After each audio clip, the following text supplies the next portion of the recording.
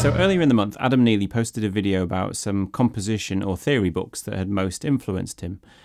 And in the response to my comment, another great YouTube musician, Ben Levin, mentioned that he'd love to hear what my favourite books were. So I'm going to put all my focus into this stick of deodorant. So hi, thanks for that, Ben, and hello.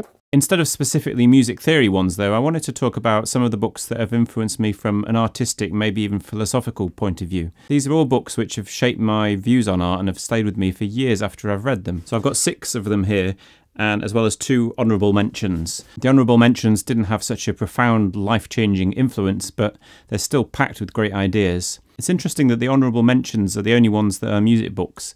The others are all from other art forms. I'm not sure why that is. People sometimes say music's too technical to talk about. But I suppose one of the things that I've been trying to do on this channel is show that there are ways to talk about quite philosophical or artistic ideas in music without making it impossible for non-musicians to understand. If anyone can suggest books by musicians that really talk about the purpose of music or about the process of music making, I'd love to hear about them. Do let me know in the comments. The first book I want to talk about I don't actually have a copy of, and that's partly because it was one of the first books to have this kind of influence of me. I was probably about 16 when I found it in the school library.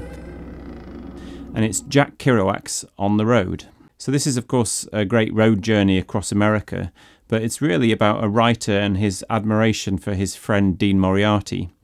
I think there were 2 aspects to the book which stayed with me. One was this just sense of joy and wonder at the tiniest aspects of being alive, which at 16 was something I hadn't considered before, and which the book conveys with such passion. The second was this liberating sense of freedom, that you should just do what the hell you want and ignore the tedious reactions of the naysayers around you. The boring stuff of life, the admin, the chores, just don't matter. The only people for me are the mad ones, the ones who are mad to live, mad to talk, mad to be saved, desirous of everything at the same time. The ones that never yawn or say a commonplace thing, but burn, burn, burn like fabulous yellow Roman candles. Next up is a book called Improv by Keith Johnstone. I was probably about 20 when I came across this one, and it's interesting that one of the things it also talks about is ways of freeing yourself from anxieties to allow yourself to be fully creative. Amongst other things, it shows various techniques for how to come to terms with fears and how much more imaginative and creative you can be when you do. We all as artists and as people have a sense of what is expected of us, or a sense of how we're being perceived, which can be quite a damaging thing. The book's really designed for actors, and its main focus is on the various techniques actors can use to improvise live in front of an audience, which must be the ultimate horror for the self-conscious amongst us. But many of the ideas here have stayed with me and affected how I think about everyday life. For example, he talks about the ideas of status, that when you're improvising with somebody, the best way to act out a scene or to find a way into a scene is to think of what your status is in relation to the other person. So you might be the manager of an employee, say, but you might actually feel like a low status as a person, and the employee might feel high status and confident. So that would straight away make you understand how they're going to interact. There might be hang-ups on the part of the low status manager and things like that. So it's very interesting to look at life in that way and think about those layers that are always going on in every human interaction. So those were sort of character-forming books, I suppose, but next up we're really going to get into artistic discussions, and this is Interviews with Francis Bacon by David Sylvester. So Francis Bacon is a wonderful painter and an extraordinary character, and I think this book really inspired me because of the way he talks about the struggles of artistic creation in quite deep detail. The kind of naked honesty about the process this book has is something you don't hear very often. You really get a sense of what it's like at the coalface of trying to create a work of art. For example, one of the things that really stuck with me was how he got into states of greater and greater despair as he was working and nothing was going right. And it would very often be just after the moment of greatest despair, where he'd pretty much given up on everything, that he would find the breakthrough he needed to allow the work to progress. And that thought has often helped me in my darkest times when I'm feeling like I'm not a composer or that the work I'm doing is a load of rubbish. It's helped me to remember that a lot of artists feel that way, and that the only thing to do is to push through it and keep going, and you'll come out of it, quite possibly soon. The other aspect I really took from it was the way he talks about chance happenings. There was a great moment where his cleaner came in. He had a very chaotic studio. And the cleaner comes in and accidentally made a mark on one of his paintings that he was working on that he'd been stuck on. And this actually solved a huge problem he'd had with it. It suddenly became clear that with this new mark on it, he could see the new direction it could take. And I think very often when you're working on something, your own intention can only get you so far sometimes. And sometimes a sort of random mark or random idea that's introduced can really bring things to life in a way that you intentionally going forward would never be able to. That's something I'm often aware of, and I keep trying to keep in mind while I'm working. Especially if I'm on the computer, I like doing slightly random copy and pastes or playing with those Sibelius plugins that I mentioned on my Composing Hacks video. And these produce things which I don't necessarily know how they'll turn out. And sometimes things from that emerge which are stronger than things that if I'd just sat down and plodded through. That's also another reason people use processes in music, because there's that inhuman quality which can actually be beneficial in the long run. Next up is a short story by the wonderful Aimee Bender, who wrote this collection of stories called Willful Creatures. There's also another collection called The Girl with the Flammable Skirt, which I both highly recommend. There's this one story about an artist which didn't really hit me at the time I read it, but it's one of those things a bit like an earworm. It's a sort of idea worm that stayed with me over the years since I read it. It's called Job's Jobs. And you know, Job being this biblical figure who is a good and moral man who's then tested by God with harsher and harsher punishments. Well, that's sort of what happens in the story, except we don't get any signal from God about why this is happening. It's more of an artistic parable, because the man starts off as a writer and God just comes one day and says, sorry, you can't write anymore. And the writer's sad and depressed about that, but then he remembers painting. And so he says, okay, well, I'll just channel my artistic interest into painting instead, and that's what he does. So God comes again and he says, no, you can't do painting either. So the guy's depressed again, but then he says, oh, well, I really like cooking, so I'm going to just put everything into cooking. And this goes on and on like this for a while until eventually God runs out of things to stop the guy doing.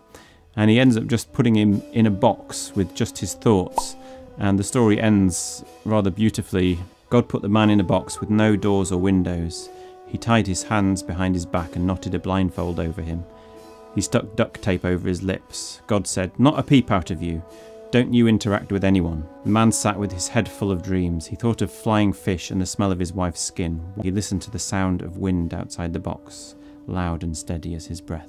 So what stayed with me was this idea that you can't smother creativity, that it's something that's just in us and that's something that can't be helped, and that one way or another we'll find as humans a way of expressing our creativity.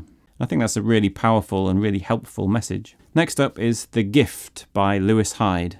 This is definitely one of the deepest and most thought-provoking books on the list. It's kind of a study of the idea of a gift as it's existed in various cultures throughout time and history. And it talks about how a gift is something that's exchanged as a means of creating a sense of community between people. Whereas in a transaction, a sort of capitalist transaction, you just hand over the money and there's no real sense of interaction or community.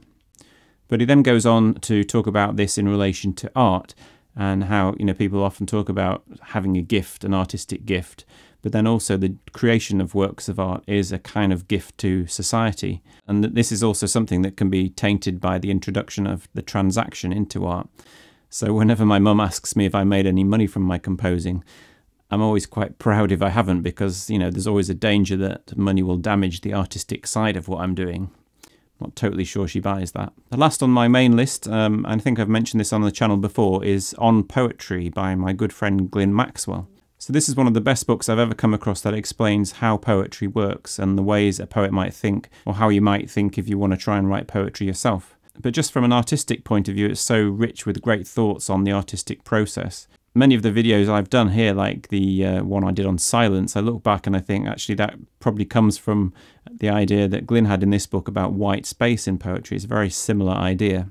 I particularly like the way he talks about a poem as a kind of creature that has its own way of moving and way of speaking, that whatever kind of animal it is, it has a sort of consistency through it, that you can recognise a living thing there. And the idea that these kind of characteristics are something it's going to have if it's going to stand the test of time. Two honourable mentions, as I said, are both music books, which maybe haven't been as life-changing as some of those books for me, but they're still packed with interesting thoughts. The first is Tom Service's Conversations with Thomas Ades, which is a wide-ranging collection of short interviews. And what I particularly like about them is Ades's relaxed frankness about his thoughts on music, something which composers often seem terribly scared to let out into the open, so he deserves a lot of praise for that. Every few pages in this book, there's a thought or an idea that makes you just put it down and sit and think about whether you agree with it or not. So there's a lot to unpack there. And similarly, there's Morton Feldman's book of essays. Now, although Feldman's style of music is somewhat removed from my own, there's no doubt that he was a deep thinker, and he certainly has a dry wit which I can relate to. For example, he says, "My only concern at times is nothing more than establishing a series of practical conditions that will enable me to work. For years, I said, if only I could find a comfortable chair, I would rival Mozart." For Francis Bacon, it was dedication that was the most important thing he saw. There's a great quote about how he didn't feel religious himself, but he at least admired religious people for having some kind of dedication. Find me the person totally without belief, but totally dedicated to futility, then you'll find me the more exciting person. So whatever Francis Bacon says, I'm definitely dedicated to the futility of this channel. I hope you'll continue to join me on this futile journey. If you really want to join me, join my patrons over at patreon.com. If you've got any comments, any of your own favourite books or any thoughts on the books that I share, do please put them in the comments below. And do please like, subscribe and share with your friends. And I'll see you next time.